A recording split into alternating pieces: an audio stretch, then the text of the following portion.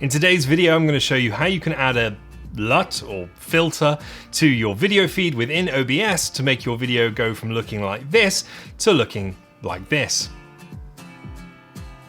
Not bad. So first things first, what actually is a LUT? Bear with me. What is a LUT?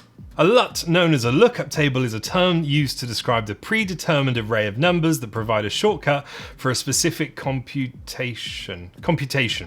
In the context of color grading, a LUT transforms color input values from the camera to your desired output values in the final footage.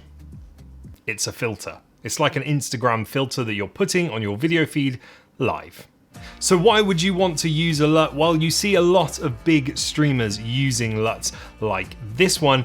It's a teal and orange look. It's very, very popular. It's very cinematic, and it just adds another layer of professionalism or another dimension to your live streams. Let's jump onto OBS and we'll take a look at how you do it. Spoiler alert, it's really simple. So for this video, I'm going to be using a really simple teal and orange LUT, which I made myself. It's called the CWM LUT, and I'm going to put it in the link in the video description so that you can download it for free. But there's lots of other places you can get LUTs from. I'll also link them too. They will be paid for. Well, at least the decent ones will be paid for. So once you've got your video feed going into OBS, either through a capture card or through a webcam, we're just going to come down to video capture device, and we're going to right click it, and we're going to click filters. Within filters, under effects filters, we're just going to click the plus button and apply LUT or filter. We're going to call this teal and orange because that's the type of LUT that I'm going to be using, and press OK. And then under path, we just want to navigate to our LUT.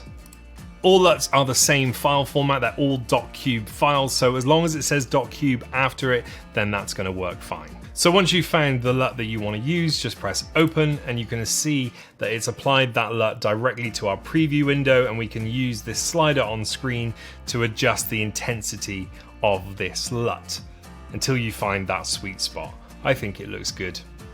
Somewhere around there. And then just press close, and you can see it's applied that LUT or filter directly to our video feed. There are thousands of different LUTs out there. Everybody is making them. So you can pretty much find any look that you're trying to achieve just by browsing the internet. But like I said, there's a couple of links in the description. I'm not getting paid, that they're not affiliate links, they're just looks that I use quite often. If you like this video, please give it a like. It helps the channel out massively, and subscribe to the channel so you never miss another episode. I'm going to be doing loads more short, snappy tutorial videos like this, whether you're doing live streaming or you want to know how to do something on a camera. This is the place to be. Thanks for watching. I hope you enjoyed it, and I'll see you again really soon. I'm going to go play with my LUTs.